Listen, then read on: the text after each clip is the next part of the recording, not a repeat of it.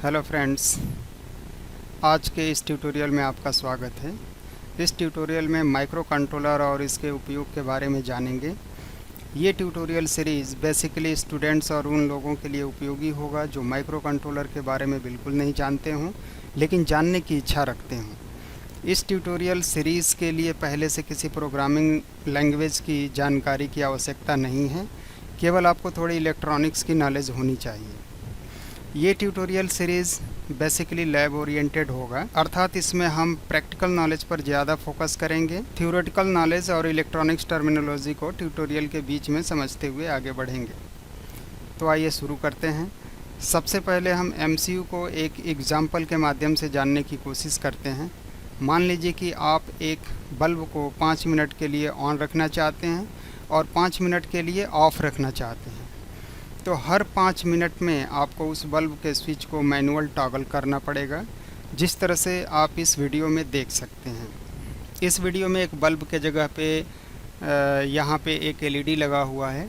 मान लीजिए कि इस एलईडी को हमने मैनुअल ऑन कर दिया और ये 5 मिनट तक इस एलईडी को ग्लो करना है और 5 मिनट के बाद इसको ऑफ़ करना है। तो इस काम के लिए आपको बार बार जा कर के और इस स्विच को ऑन और ऑफ़ करना पड़ेगा। यदि आप चाहते हैं कि ये काम स्वचालित हो, मतलब ऑटोमेटिक हो, तो इसके लिए आपको एक मशीन की ज़रूरत होगी और जो इस उद्देश्य को पूरा कर सके। आज के समय में इस तरह के उद्देश्य को पूरा करने के लिए जो मशीन उपयोग में लाई जाती है उसे इलेक्ट्रॉनिक कंट्रोलर कहते हैं।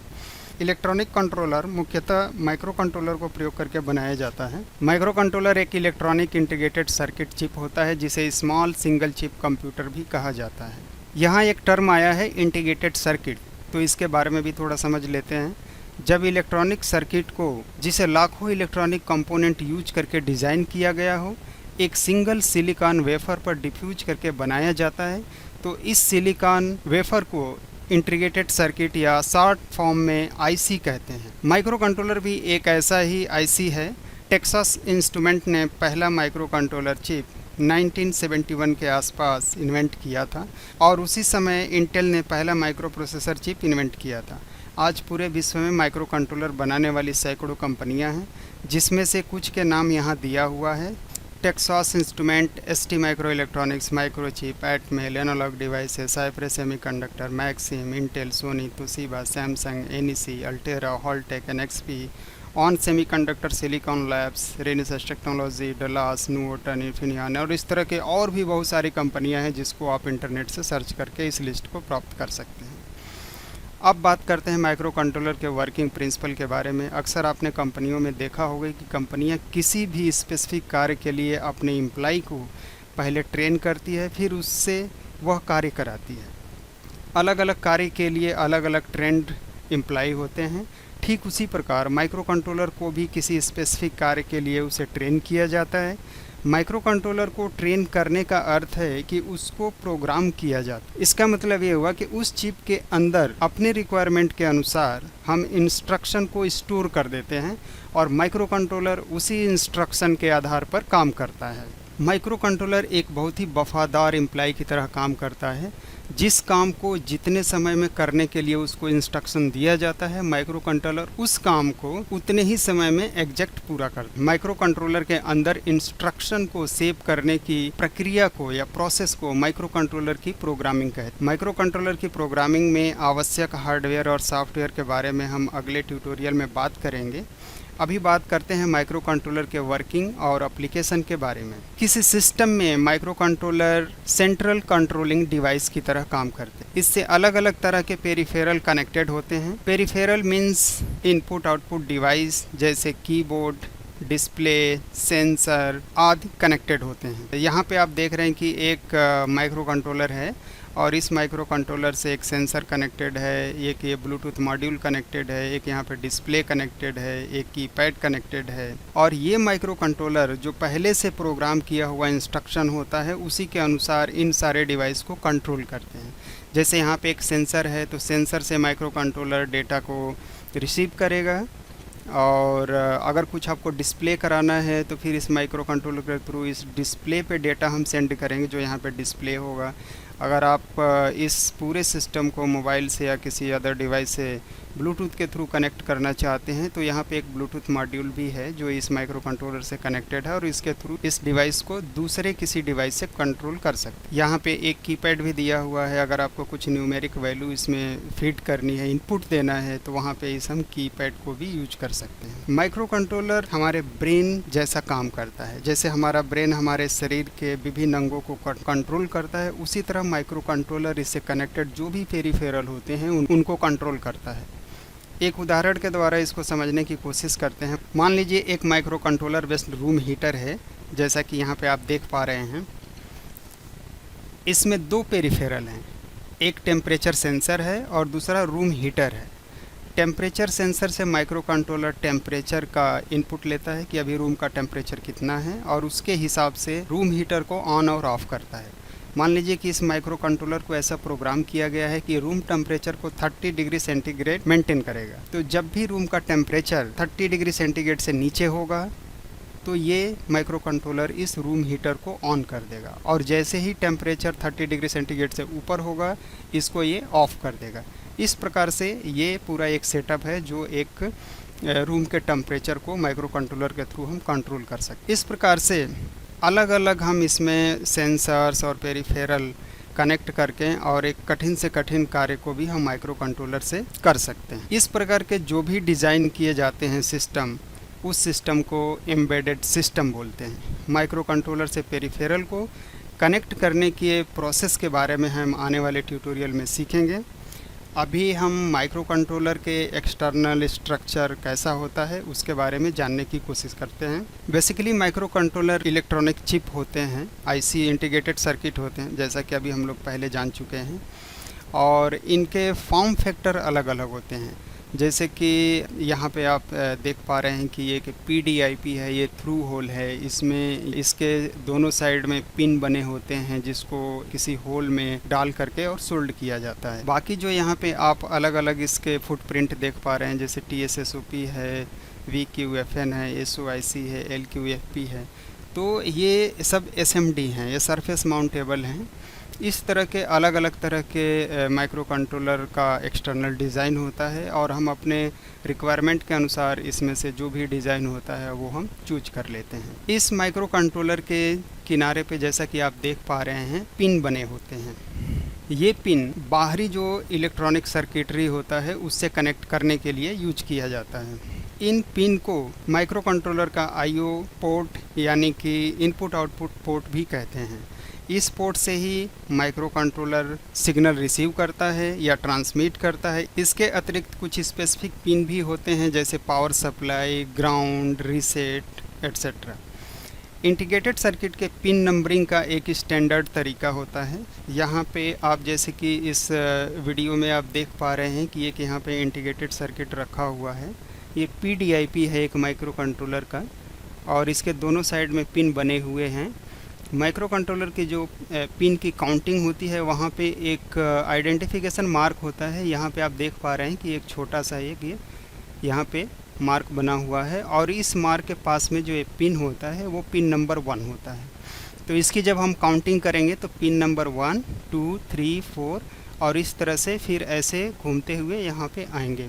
ये इसका काउंटिंग करने का तरीका होता है। एक दूसरा यहाँ पे माइक्रो कंट्रोलर है, ये SOIC इसका फुटप्रिंट है। यहाँ पर भी आप देख पा रहे हैं कि एक यहाँ पे आइडेंटिफिकेशन मार्क बना हुआ है। तो इस आइडेंटिफिकेशन मार्क से पिन की काउंटिंग को स्टार्ट करते हैं तो ये पिन नंबर 1 होगा और ऐसे काउंट करते हुए ये सबसे इधर वाला सबसे लास्ट पिन होगा। कभी कभी किसी इंटीग्रेटेड सर्किट पे आइडेंटिफिकेशन मार्क क्लियर नहीं होता है तो उस केस में क्या करते हैं कि जो उस चिप पे उसका नंबर या मैन्युफैक्चरर का नाम लिखा होता है उसको हम सामने रखते हैं। जैसे कि यहाँ पे MSP 430 ultra low power MCU आप देख पा रहे हैं, ये SOIC फुटप्रिंट का है। यहाँ पे कोई मार्क नहीं दिख रहा है तो इस केस में क्या करेंगे कि MSP 430 हम बिल्कुल सामने रखेंगे, जैसा कि आप यहाँ पे इमेज में देख पा रहे हैं। यहाँ पे तो इसके नीचे वाला लेफ़्ट साइड में ये वाला पिन नंबर 1 होगा और फिर यहाँ से हम काउंटिंग शुरू करेंगे और इस तरह से ये वाला इसका लास्ट पिन होगा। अब बात करते हैं MCU के इंटरनल स्ट्रक्चर के बारे में। तो MCU का इंटरनल आर्किटेक्चर अलग अलग होता है। इसके 1-2 एग्जांपल मैं दे रहा हूँ कि जैसे Intel 8051 architecture, arm architecture, Harvard architecture. ये आर्किटेक्चर बहुत ही कॉम्प्लेक्स होते हैं और हम अभी यहाँ पे इसके बारे में अभी डिस्कस नहीं करेंगे। इसको हम आगे चल के एक एक इसके पार्ट को प्रैक्टिकल के साथ में समझने की कोशिश करेंगे। यहाँ पे आप देख पा रहे हैं कि एक मैंने 8 बिट एटमेल एवीआर माइक्रो कंट्रोलर का इंटरनल स्ट्रक्चर दिया हुआ है। बेसिकली ये हार्वर्ड आर्किटेक्चर का मॉडिफाइड रूप है एक। इसमें आप अलग अलग इसके जो भी मॉड्यूल हैं, रजिस्टर हैं, इसमें इस तरह से अंदर डिज़ाइन होते हैं। ये आर्किटेक्चर का ब्लॉक डायग्राम है। लेकिन हमें प्रोग्रामिंग करने के लिए इसके बारे में कुछ पॉइंट जानना ज़रूरी है। जैसे कंप्यूटर सीपीयू की तरह एमसीयू में भी रैम और रोम होता है। RAM means random access memory और ROM means read only memory. ये दोनों मेमोरी एमसीयू चिप में इनबिल्ट होता है। जैसे कंप्यूटर में ये दोनों अलग अलग होते हैं, रैम अलग होता है और रोम अलग होता है सीपीयू से, लेकिन माइक्रो कंट्रोलर में ये दोनों उसी चिप में इनबिल्ट होते हैं। इसीलिए माइक्रो कंट्रोलर को कंप्यूटर ऑन चिप भी कहा जाता है, मतलब एक चिप पे एक कंप्यूटर है। एमसीयू के रोम को प्रोग्राम मेमोरी कहते हैं। जब हम एमसीयू में कोई प्रोग्राम लोड करते हैं तो वो प्रोग्राम या इंस्ट्रक्शन प्रोग्राम मेमोरी यानी कि रोम में स्टोर हो जाता है। इस आर्किटेक्चर में आप देख पा रहे हैं कि यहाँ पे ये एक प्रोग्राम फ्लैश आपको दिख रहा है और ये एस रैम स्टैटिक रैम आपको दिख रहा है। तो इस प्रोग्राम जब हम यहाँ पे इंस्ट्रक्शन जब इसमें सेव करते हैं, मतलब जब इसको प्रोग्राम करते हैं, तो वो प्रोग्राम यहाँ पे प्रोग्राम फ्लैश है इसमें स्टोर हो जाता है। एक दूसरा मेमोरी है रैम। तो यहाँ पे आप देख पा रहे हैं कि G S RAM static RAM यहाँ पे दिया हुआ है। इस रैम में डेटा इसको डेटा मेमोरी भी बोलते हैं और इसको डेटा के लिए यूज किया जाता है। मतलब कि जब माइक्रो कंट्रोलर में जब प्रोसेसिंग होती है तो कुछ टेम्पोरली डेटा होते हैं जिसको हमको कुछ समय के लिए हमें स्टोर करना पड़ता है। तो इस तरह के जो भी डेटा होंगे वो डेटा हम यहाँ पे रैम में स्टोर करते हैं। पावर साइकिल के बाद, पावर साइकिल मीन्स कि जब हम माइक्रो कंट्रोलर को रीसेट कर देते हैं या उसका पावर को ऑफ करके फिर से ऑन करते हैं, तो ये जो स्टैटिक रैम है, जो डेटा मेमोरी है, वो डेटा मेमोरी रीसेट हो जाती है। इसको हम एक एग्जांपल के थ्रू समझ सकते हैं। यहाँ पे आप देख पा रहे हैं कि यहाँ पे एक माइक्रो कंट्रोलर है और इस माइक्रो कंट्रोलर से एक बटन इंटरफेस किया हुआ है और यहाँ पे 7 सेगमेंट डिस्प्ले है। इसमें ऐसा प्रोग्राम किया गया है कि जब हम इस बटन को प्रेस करेंगे तो उसको ये काउंट करता है। जितनी बार प्रेस करेंगे उतनी बार ये इसको काउंट करेगा। जैसे आप देख पा रहे हैं कि जैसे मैंने एक बार प्रेस किया तो यहाँ पे 1 दिख रहा है। जब फिर से दोबारा प्रेस करेंगे तो 2, 3, 4, 5, 6, 7, 8, 9, 10। तो ये जो 10 है वो डेटा मेमोरी में अभी स्टोर हो चुका है और ये टेम्पोरली स्टोर है। अगर हम इस एमसीयू को अगर रीसेट करते हैं या इसका पावर साइकिल करते हैं तो ये डेटा फिर से ज़ीरो हो जाएगा। आप यहाँ पे करके देख सकते हैं। जैसे कि हम अभी इसका ये जो पावर है, इस पावर को हम डिस्कनेक्ट करते हैं, ये ऑफ़ हो गया। जब फिर से दोबारा हम लगाएंगे तो ये 0 हो गया। मीन्स कि जो इसका रैम था वो रैम रीसेट हो चुका है और जो पहले जो 10 दिख रहा था वो क्लियर हो चुका है। अब हमको फिर से दोबारा करना पड़ेगा। तो जैसे ही हम फिर से एक बार अब ये प्रेस किए, ये 1 डेटा मेमोरी में स्टोर है, मतलब रैम में स्टोर है। तो आई होप कि अभी आपको रोम और रैम में क्या डिफरेंस होता है ये दोनों चीज़ें क्लियर हो गई होंगी। एमसीयू में कुछ स्पेशल फंक्शन रजिस्टर भी होते हैं, जैसे टाइमर। यहाँ पे आप देख पा रहे हैं कि ये टाइमर, काउंटर, इंटरनल ये ऑसिलेटर और ईप्रोम है, यूएसआरटी है, एसपीआई है। तो ये सारे फंक्शन हैं। इस फंक्शन के बारे में हम आगे एक एक करके इसको समझेंगे और इसको इम्प्लीमेंट करने की भी कोशिश करेंगे। माइक्रो कंट्रोलर का एक मुख्य स्पेसिफिकेशन होता है उसके डेटा बस की चौड़ाई। Micro controller basically 4 bit, 8 bit, 16 bit, 32 bit और 64 बिट के अवेलेबल हैं। डेटा बस की चौड़ाई का मतलब ये है, जैसे मान लीजिए कि कोई माइक्रो कंट्रोलर 8 बिट है। 8 बिट मीन्स यहाँ पे आप देख रहे हैं 8 बिट एटमेल एवीआर माइक्रो कंट्रोलर। तो इस 8 बिट का क्या मतलब है? 8 बिट ये है कि जो यहाँ पे डेटा बस है, ये जो आप देख पा रहे हैं ना, ये डेटा बस है, ये डेटा बस है, ये डेटा बस है। तो 8 बिट का मतलब ये हुआ कि इस बस पे 8 पैरेलल लाइन है और एक बार में डेटा हम 8 डेटा एक क्लॉक पे हम ट्रांसमिट कर सकते। तो एक बहुत ही इम्पॉर्टेंट माइक्रो कंट्रोलर का ये स्पेसिफिकेशन होता है। अब हम बात करते हैं माइक्रो कंट्रोलर के एप्लीकेशन के बारे में। माइक्रो कंट्रोलर का यूज लगभग सभी फील्ड में है आजकल। जैसे कि आप यहाँ पे देख पा रहे हैं कि हाउस होल्ड जितने भी हमारे घरों में वॉशिंग मशीन है, फ्रीज है, माइक्रोवेव है, या जो भी चीज़ें हैं वो लगभग माइक्रो कंट्रोलर बेस्ड होती हैं।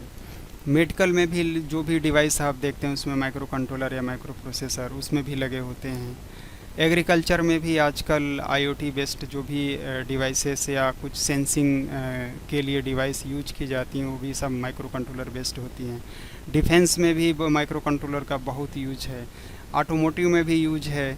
जैसे कि आप बाइक में आप देखते हैं कि डिजिटल मीटर होता है, तो वो डिजिटल मीटर कैसे काम करता है, उसके बैकग्राउंड में एक माइक्रो कंट्रोलर लगा होता है।